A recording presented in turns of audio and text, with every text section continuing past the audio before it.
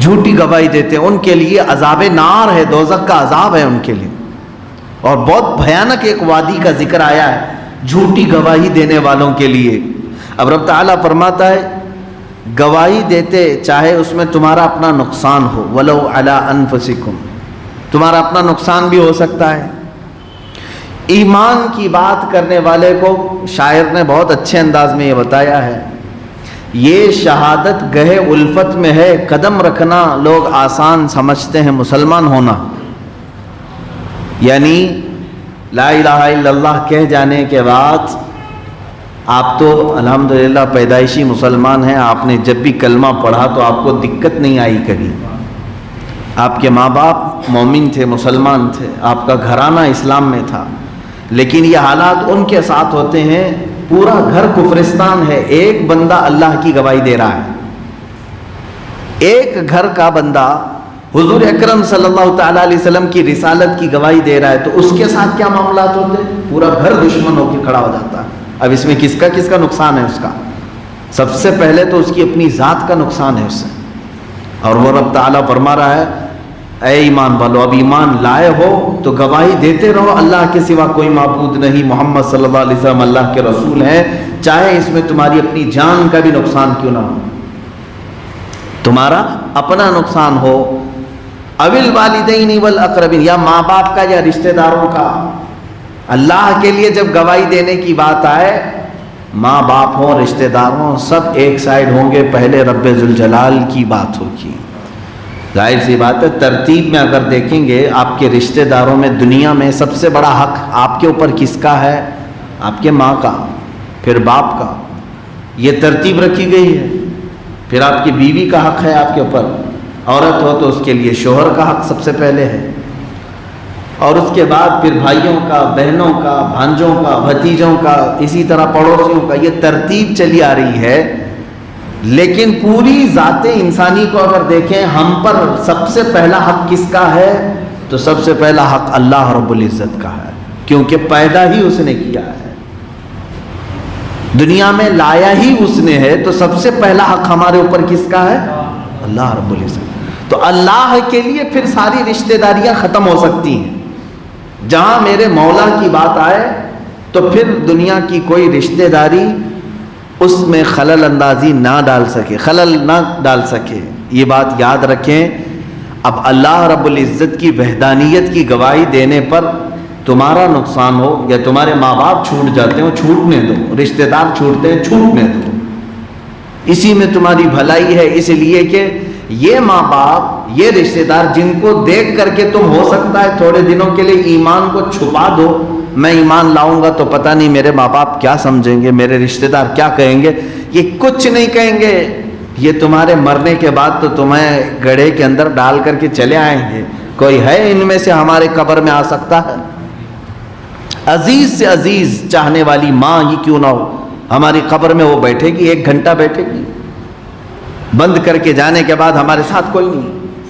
میرے عزیزوں، مسلمان کا یہی عقیدہ ہے، جس نے تمہیں عدم سے ہست میں لایا ہے، مطلب تم کچھ نہیں تھے اور تمہیں ایک ذرہ بنایا ہے وہ اللہ رب العزت. اب یہاں سے جاؤ گے پھر بھی تمہیں اس کا ہی سامنا کرنا ہوگا، تمہارے والدین اور رشتہ داروں کا نہیں، اللہ رب العزت.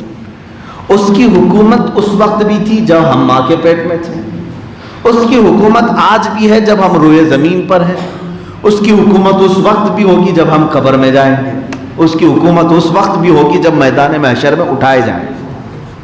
تو تمہیں اس سے بھاگ کر کے تو کہیں جا ہی نہیں سکتے ہو. اب اسی لیے چند صحابہ کی مثالیں میں آپ کو بتا دوں. پہلی گواہی ہے، ہو سکتا ہے یہ جتنی بحث میں کر رہا ہوں یہ میری بحث ان بچوں کے لیے کام آئے گی جو نئے نئے اسلام میں آئے ہیں، یا ان عورتوں کے لیے، ان بچیوں کے لیے یہ ضرور کام آئے گی جو اسلام میں آئے ہیں کفرستان سے، پورا خاندان کفر میں، شرک میں مبتلا ہے، اور صرف وہ دائرہ اسلام میں آئے، ان کے لیے یہ حوصلے کی بات ہو سکتی ہے. میرے عزیز یاد رکھنا، قرآن نے پہلی مرتبہ یہ کہہ دیا اللہ کے لیے گواہی دیتے رہو، چاہے اس میں تمہارا اپنا نقصان ہو یا رشتہ داروں کا ہو یا ماں باپ کا ہو، اللہ تبارک و تعالیٰ پھر اس بندے کو تنہا نہیں چھوڑتا، فرماتا ہے ان یکن غنیا، جس پر گواہی دو وہ غنی ہو یا فقیر ہو۔ یہاں سے باتیں الگ ہیں، میں اس کی ایک معنوی تفسیر یہ عرض کر رہا تھا کہ اللہ رب العزت کی گواہی کے سلسلے میں چاہے کوئی بھی چھوٹتا ہو چھوٹ جائے، لیکن اس گواہی کا حق ادا کرنا۔ صحابہ اکرام کی زندگی میں ہم نے دیکھا ہے، حضرت ابو ہریرہ رضی اللہ تعالیٰ روتے تھے حضور صلی اللہ علیہ وسلم کی بارگاہ میں، کہتے کہ یا رسول اللہ صلی اللہ علیہ وسلم، ماں ایمان نہیں لاتی میری، سخت قسم کی ہے، مانتی ہی نہیں کسی بات کو، لیکن ہے تو ماں، مجھے ماں کی بھی محبت ہے، میں آپ کی بارگاہ میں آتا ہوں تو ناراض ہوتی ہے، کچھ ایسا فرما دے میرے آقا کہ میرے لیے آپ کی محبت میں کوئی رکاوٹ نہ آنے پائے۔ حضور اکرم صلی اللہ علیہ وسلم نے دعا فرمایا ان کے لیے۔ روایت میں ملتا ہے کہ حضرت ابو ہریرہ اپنے گھر گئے تھے تو ان کی ماں ایمان لا چکی تھی۔ اس امید کے ساتھ میں ان نوجوانوں سے بھی کہوں گا جو دائرہ اسلام میں آئے، گواہی دیتے رہو اور اللہ اس کے رسول کے در پر اپنے دستے دعا پھیلاؤ اور یوں عرض کرو کہ اے اللہ، اگر تیرے دربار میں آنے کے لیے میرے ماں باپ یا کوئی رکاوٹ بنتے ہیں تو ہدایت کا راستہ جیسے تو نے میرے لیے کھولا، میرے ماں باپ کے لیے بھی کھولتے ہیں، میرے رشتہ داروں کے لیے بھی کھول دے، یقیناً وہ رب ذوالجلال ہدایت دے گا۔ اب یہاں پر دنیاوی گواہی کی بات میں کرتا ہوں، یہ ہو گئی دنیا کی سب سے بڑی گواہی، اللہ کے ایک ہونے کی بات کرنا اور حضور صلی اللہ علیہ وسلم کے رسول ہونے کی بات کرنا، یہ دنیا کی سب سے بڑی گواہی۔ اس کے علاوہ دوسری گواہیاں ہوتی ہیں، اب یہ معاملات ہیں، اس کو سمجھ کر کے چلیں۔ مثال کے طور پر میرا کسی سے کچھ معاملہ ہو گیا، مقدمے میں ہم چلے گئے، فلاں صاحب نے کہا کہ ان کے ساتھ میرا معاملہ ہے، انصاف کی کرسی پر بیٹھا ہوا جج ان سے پوچھنے لگا کوئی گواہ ہے آپ کے پاس؟ تو انہوں نے گواہ کے طور پر آپ میں سے کسی کو بھیج دیا، یہ گواہ ہے۔ اب آپ کی ذمہ داری کیا ہے؟ میرے خلاف گواہ بنا کر کے میرے اپوزٹ پارٹی والے نے آپ کو کھڑا کر دیا، یہ تھے اس جگہ پر، گواہی کے لیے آپ آ گئے، تو کیا آپ میرا چہرہ دیکھیں گے پہلے؟ ارے یہ تو حضرت ہیں، ہمارے امام صاحب ہیں۔ گواہی دینے والے کو کیا دیکھنا چاہیے؟ کیا دیکھنا ہے؟ جب تمہیں گواہی کے لیے بلایا جائے تو قرآن کہتا ہے انصاف پر خوب قائم ہو جاؤ، یہ یاد رکھنا سامنے کون ہے وہ نہیں، یہ دیکھنا اللہ میرے سامنے ہے، اللہ ہے۔ اب جو چیز تمہیں معلوم ہے اس کی گواہی دو، ذرا برابر زیادتی کیا یا ذرا برابر کمی کیا تو اسی گواہی میں تمہارے پورے اعمال ختم کر دیے جائیں۔ گواہی کو آسان نہ سمجھنا۔ اللہ تبارک و تعالیٰ نے دوسری جگہ قرآن پاک میں فرمایا ہے والذین یشہدون الزور، وہ لوگ جو جھوٹی گواہی دیتے ہیں، جھوٹی گواہی دیتے ہیں، ان کے لیے عذاب نار ہے، دوزخ کا عذاب ہے ان کے لیے، اور بہت بھیانک ایک وادی کا ذکر آیا ہے جھوٹی گواہی دینے والوں کے لیے۔ اب یہاں دیکھیں رب تعالیٰ فرماتا ہے کہ گواہی جس پر تم دے رہے ہو ان یکن غنیا او فقیرا فاللہ اولا بہما، جس پر گواہی دو وہ غنی ہو یا فقیر ہو، بہرحال اللہ کو اس کا سب سے زیادہ اختیار ہے۔ یعنی جس کے اوپر تم گواہی دینے کے لیے آئے ہو، یہ نہیں دیکھنا کہ بہت بڑا سیٹ ہے، میں بولوں گا تو میرا نقصان ہو جائے گا، یا یہ بھی نہیں دیکھنا کبھی کہ بہت غریب ہے، بولوں گا تو میرا کیا جانے والا ہے، یہی جائے گا جیل میں۔ یہ دونوں صورت اسلام بتا رہا ہے کہ جس پر تم گواہی دے رہے ہو کبھی بھی سامنے والے کو یہ نہ دیکھو کہ وہ غنی ہے کہ فقیر ہے، یہ ضرور دیکھنا کہ اللہ پر میرے حالات سب کھلے ہوئے ہیں، آگاہ ہے، میرا مولا باخبر ہے۔ تو گواہی کے لیے اب ایک اور صورت، کہاں گواہی لی جاتی ہے؟ آپ تو شاید صرف چاند کی گواہی سنتے رہتے ہوں گے، چاند دیکھتے ہیں تو گواہی کے لیے علماء بلاتے ہیں، باقی کہیں گواہی کا معاملہ بھی ابھی نہیں رہ گیا ہے۔ گواہی کے اصول بھی بہت سارے سخت ہیں، کس سے گواہی لی جائے گی؟ آپ دیکھیں گواہ کا اسلام میں بہت عمل دخل ہے، تمہاری شادی نہیں ہوگی جب تک گواہ نہیں ہوں گے، ہوتے ہیں کہ نہیں؟ ابھی یہاں فارم فل اپ کرنے کے لیے ایک گواہ لڑکے کی طرف سے ایک گواہ لڑکی کی طرف سے رکھا جاتا ہے کہ نہیں؟ وہ فارم فل اپ کرنے والے گواہ ہیں، لیکن کسی نے ایسی شادی کر لی. شادی کا مسئلہ کتنا ہے معلوم ہے؟ یہ پڑھانا اڑانا، یہ سب جتنا کلمے پڑھاتے ہیں، درود پڑھاتے ہیں، یہ سب چیزیں فرض واجب نہیں ہیں، یہ تو مستحبات میں سے. پڑھا لیا تو ثواب ہے، نہیں پڑھایا تو نکاح پر کچھ فرق نہیں آئے گا. لیکن نکاح کی اصل چیز کیا ہے؟ ایجاب و قبول. بس 2 لفظ میں پورا نکاح ہو جاتا ہے. لڑکی نے کہا مجھے منظور ہے، لڑکے نے کہا مجھے قبول ہے، نکاح ہو گیا. پورا کلمہ پڑھنا، فاتحہ پڑھنا یہ مستحبات میں سے. میں یہ بھی نہیں کہہ رہا کہ آج سے یہ مت کرو، کرو، ہم تو سنی ہے میرے عزیزو. لیکن نکاح کی جو اصل چیز ہے وہ کیا ہے؟ ایجاب و قبول. اب میری اتنی بات سن کر کے کوئی بھی نوجوان یہ سوچ لیا حضرت نے بتایا خالی ایجاب و قبول کا مسئلہ ہے، چلو کسی لڑکی کو لے جاتے ہیں تنہائی میں، کہتے ہیں تو بول تو منظور ہے، میں بھی بولتا ہوں مجھے قبول ہے، ہو گیا نکاح، ہم ایک شادی کے بندھن میں آ گئے. میرے عزیزو اس طرح تنہائی میں بیٹھ کر کے 2 لوگ نکاح کر لیں تو جیسے میں نے کہا خالی ایجاب و قبول کا نام نکاح ہے. وہ نوجوان یہ سمجھا کہ میرا نکاح ہو گیا. نہیں، نکاح نہیں ہوا، یہ حرام کیا تم نے، کیونکہ شریعت نے نکاح کے ایجاب و قبول کے ساتھ گواہوں کو بھی شرط میں رکھا ہے. تمہیں بتانا پڑے گا سب کو کہ نکاح کر رہے ہو. کلمہ نہیں پڑھے الگ بات ہے، فاتحہ نہیں پڑھے الگ بات ہے، لیکن لوگوں کو تو معلوم کرانا ہوگا ورنہ زنا ہو جائے گا. آپ اندازہ کریں کہ گواہ کی کتنی اہمیت ہے. گواہ کی کتنی، ہماری زندگیاں شروع ہوتی ہیں گواہیوں سے، ہماری شادی ہوتی ہے گواہی سے. اب کیسا گواہ رکھنا چاہیے؟ اب یہاں میں بولوں گا تو بہت ساری چیزیں اس میں سے یعنی ماحول کے اعتبار سے میچ نہیں ہو پاتی ہیں. گواہ کو باشرہ ہونا چاہیے، وہ ایسا ہو کہ اللہ کا خوف رکھتا ہو. لیکن ایسا ڈھونڈنے جائیں گے تو نکاح مشکل ہو جائے گا، اس لیے کہ پورے شہر میں 1-2 ملیں گے اور انہی کو سب شادیوں میں گھمانا پڑے گا. تو ظاہر سی بات تو دونوں کی طرف سے کسی کو بھی گواہ بنا دیتے ہیں. ادھر کا ماموں ادھر کا چاچا، کوئی بھی ایک گواہ ہو جاتا ہے. لیکن جو گواہ کی کوالٹی ہے، مثال کے طور پر آپ دیکھیں چاند کی گواہی بھی لینے کے لیے کہا گیا. یہ دیکھو فاسق و فاجر تو نہیں ہے. فاسق و فاجر کا مطلب ہوتا ہے علل اعلان حرام کام کرنے والا، ایسے کی گواہی قبول نہیں. جماعت سے نماز کو ترک کرتا ہے جان بوجھ کر کے تو کہا گیا اس کی گواہی قبول مت کرو. مردود الشہادہ ہے. جو طاقت ہونے کے باوجود مسجد میں آ کر نماز نہیں پڑھتا، اس کو کہا ہے شریعت نے کہ وہ مردود الشہادہ ہے، یعنی اس کی گواہی نہیں ایکسپٹ کی جائے گی، قبول نہیں.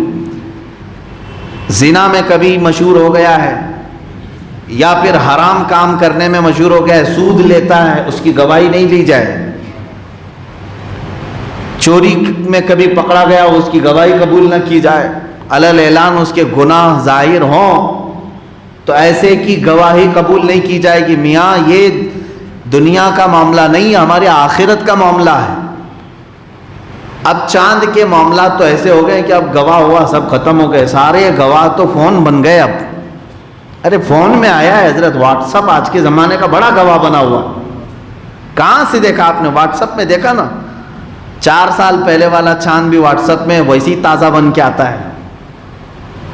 عزیزان اکرامی، اسلام کے جو اصول ہیں وہ بہت مضبوط ہیں، آج بھی ہونا چاہیے وہی گواہی کے اصول. میں علماء سے بھی یہی کہوں گا، شریعت کے یہ اصول کو توڑ کر کے لوگوں کو آسانی دکھانے کے لیے یہ معاملات میں آج آپ پڑ جائیں گے تو کل علماء کو یہ قوم ہٹا دے گی اور پھر ان کے پاس خود ہی موبائل ہیں، آلے ہیں، یہ خود ہی فیصلہ کریں گے کہ کب کہاں چاند نکلنا چاہیے کب نہیں نکلنا چاہیے. اس لیے گواہیوں کے جو اصول رکھے گئے ہیں اس کو پڑھا کریں علماء بھی. یہ تو چاند کی بات ہوئی تھی. اگر گناہوں پر کسی کے تم گواہ بن گئے یا ڈینجر معاملہ ہے، یا تو گواہی دو ہی مت، یا دے رہے ہو تو تمہارے لیے کتنی بڑی شرطیں ہیں. کتنی آسانی سے لوگ کہہ دیتے ہیں نا فلاں زانی ہے، جانتے ہیں اگر آپ نے کسی پر زنا کی تہمت لگائی، فار ایگزامپل کوئی زید ہے، آپ نے کہا کہ یہ زنا کر رہا تھا، آپ اس کو ہلکے میں نہیں لیا جائے گا، آپ نے کہہ دیا تو کہہ دیا، اسلامی نظام ہوگا تو آپ کو قاضی اسلام بلائے گا، حاکم اسلام بلائے گا، تو اپنی بات پر گواہ پیش کر، اپنی بات پر گواہ پیش کر، فلاں زید کے بارے میں تو نے کہا کہ یہ زنا کیا ہے، گواہ لے کے آ۔ ایک گواہ نہیں 4 گواہ لانے پڑیں گے اس کو، اور وہ بھی 4 گواہ کیسے؟ اللہ اکبر۔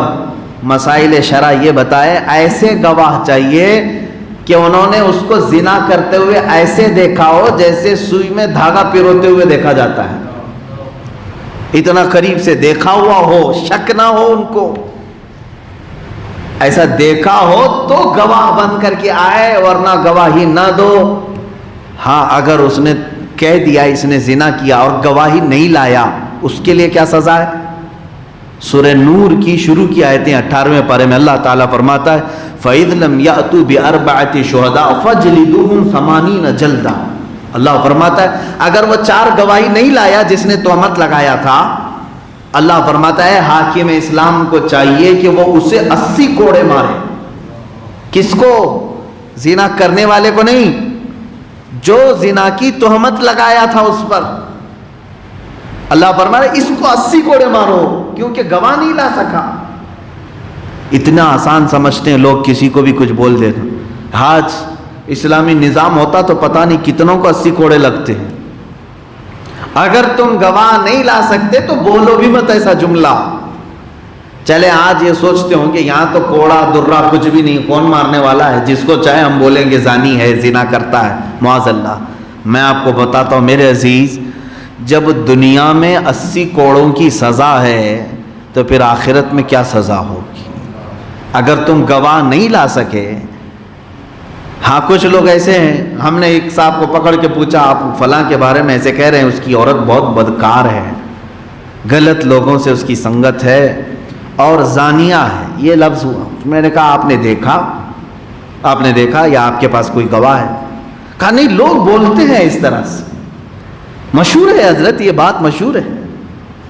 میرے عزیزو، 1000 مشہور ہو، شریعت یہ کہتی ہے کہ ایسا دیکھا ہو جیسے سوئی میں دھاگا پھروتے ہوئے دیکھا ہو، جب تک تو کسی کے بارے میں نہ بات کر، ورنہ تیرے اعمال کی خبر تو رکھ۔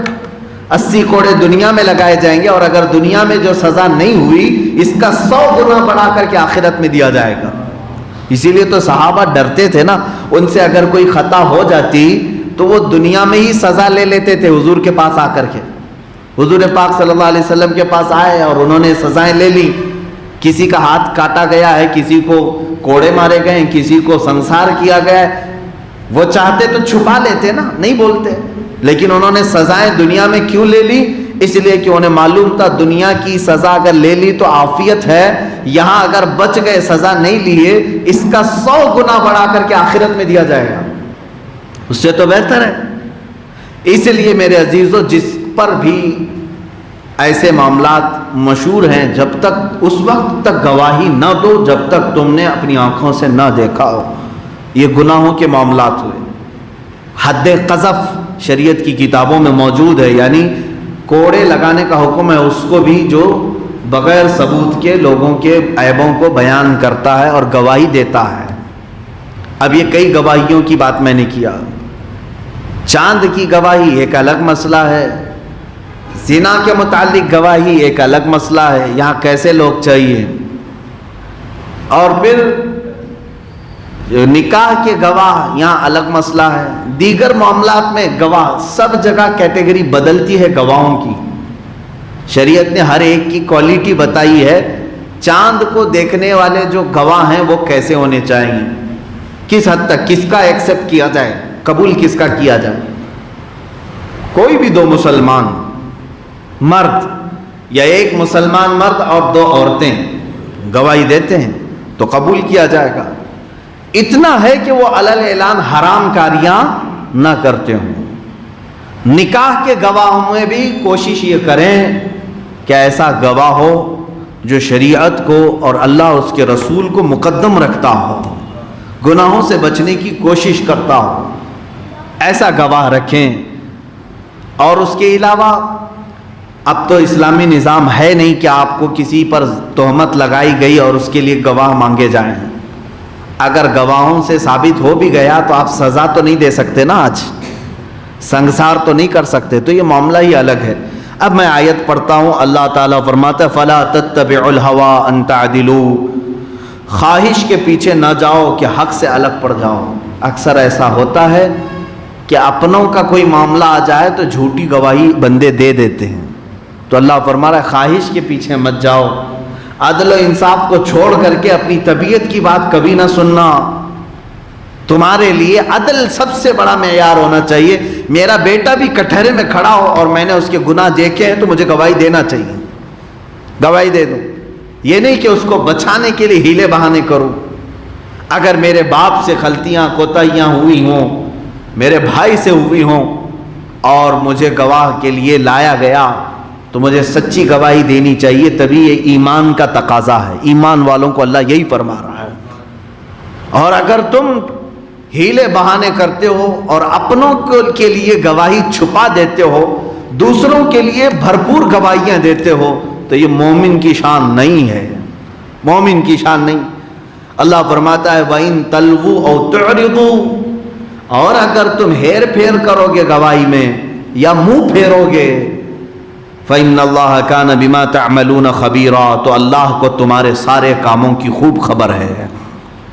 اللہ رب العزت تو جان رہا ہے تم نے گواہی میں کیا ہیر پھیر کی، کیا ملایا کیا نہیں ملایا۔ اس لیے یاد رکھیں میرے عزیزو، پہلی چیز تو یہ ہے کہ جب کوئی گناہ دیکھو، غلط دیکھو، اور اگر تمہیں گواہی دینے کی بات آ جائے تو تمہیں گواہی دینی پڑے گی، تاکہ ہاں اب ایک مسئلہ یہاں پر آئے۔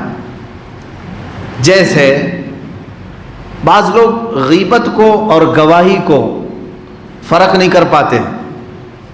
غیبت ایک الگ چیز ہے، بیک بائٹنگ جس کو کہتے ہیں، کسی کے پیٹھ پیچھے برائی کرنا، اور ایک ہے گواہی دینا۔ ایک ہے مسجد میں تمہارا مقتدا ہے، مقتدی نہیں، مقتدا امام ہے، تم نے حرام کام اس سے ہوتے ہوئے دیکھا اور تم نے لوگوں کو بیان کر دیا، تو کچھ لوگ ایموشنل کرتے ہیں اور کہتے ہیں کہ یہ جو ہے غیبت کر رہا ہے۔ غیبت نہیں، بلکہ وہ اس کے گناہوں پر گواہی دے رہا ہے تاکہ دوسرے اس فتنے میں مبتلا ہونے سے بچ جائیں۔ تو اگر اس طرح کی گواہی دیا تو اس کو غیبت نہیں کہا جائے گا، بلکہ اس کو گواہی دینا کہا جائے۔ لیکن اس کو لے کر کے بھی ہر ایک کے پیٹھ پیچھے برائی بھی نہیں کرنی چاہیے۔ یہ کہاں گواہی دے؟ جہاں لوگوں کو نفع دے سکے، جہاں ضرورت ہو۔ مثال کے طور پر میں اس سے پہلے بھی کہتا آیا ہوں، میرے متعلق اگر آپ کو کوئی غلط چیز نظر آ گئی، کچھ غلط چیز نظر آئی، سب سے پہلے ہونا یہ چاہیے کہ آپ کو اطلاع ہوئی تو مجھے آ کر کے بتائیں، اس لیے کہ اس کا تعلق مجھ سے ہے نہ کہ عوام سے ہے۔ آپ کے اندر اخلاص ہے اور آپ مخلص ہیں تو سب سے پہلے آ کر کے مجھے بتائیں گے کہ آپ سے ایسی ایسی چیز ہو گئی، صحیح کر لو۔ دوسری بار آ کر کے پھر آپ بتائیں گے آپ سے ایسی ایسی غلطی ہوئی، صحیح کر لو۔ پھر اگر مجھ سے وہ غلطی صحیح نہیں ہوئی تو پورے مجمع میں آپ اعلان کریں گے کہ اس کی ایک ایسی غلطی ہے جس کی وجہ سے تمہاری نمازیں نہیں ہو سکتی، لہٰذا اے لوگوں دور ہو جاؤ، تم نے اپنی ذمہ داری پوری کری۔ لیکن یہاں الٹا ہوتا ہے، امام کو تو پتہ ہی نہیں رہتا، پورے مجمع میں معلوم رہتا ہے، مارکیٹ میں پورا گھوم رہی ہے بات، دکان دکان جا کر کے بتا رہے ارے ان کا تو ایسا معاملہ ہے، ان کا تو ایسا معاملہ ہے۔ تو جو تمہارے پاس آ کر کے ان تمام چیزوں کو بتاتا ہے اس سے صرف ایک ہی سوال کریں، ٹھیک ہے میاں اگر وہ غلط ہے تو مسلمان ہے، اس کی اصلاح کرنی چاہیے، یہاں بیٹھ کر بات کرنے سے بہتر ہے چلو اسی کے پاس جا کر اس کو صحیح کر دیتے ہیں، اس کو بتا دیتے ہیں اور وہ صحیح کر لیتے ہیں۔ اگر وہ نہیں مانتا اور صحیح نہیں کرتا اپنے آپ کو، تب پھر ہم سب کو مل کر کے بتائیں گے کہ ہم نے اس کی غلطی کی اصلاح کرنے کی کوشش کی، وہ اصلاح نہیں کرتا، لہٰذا اے لوگوں ایسے شخص سے تم سب اپنا بچاؤ۔ یہ اصول ہوتا ہے۔ اب آیتیں آگے کی جو میں نے تلاوت کی، اللہ تعالیٰ فرماتا ہے اے ایمان والو اللہ اور اس کے رسول پر ایمان لاؤ، ایمان رکھو، اور اس کتاب پر جو اپنے ان رسول پر اتاری اور اس کتاب پر جو پہلے اتاری، اور جو نہ مانے اللہ اور اس کے فرشتوں اور کتابوں اور رسولوں اور قیامت کو، تو وہ ضرور دور کی گمراہی میں پڑا ہے۔ بے شک وہ لوگ ان الذین آمنوا ثم کفروا ثم آمنوا ثم کفروا ثم ازدادوا کفرا لم یکن اللہ لیغفر لهم ولا لیہدیہم سبیلا، بے شک وہ لوگ جو ایمان لائے پھر کافر ہوئے، پھر ایمان لائے پھر کافر ہوئے اور پھر کفر میں بڑھے، اللہ ہرگز نہ انہیں بخشے، نہ انہیں سیدھا راستہ دکھائے گا۔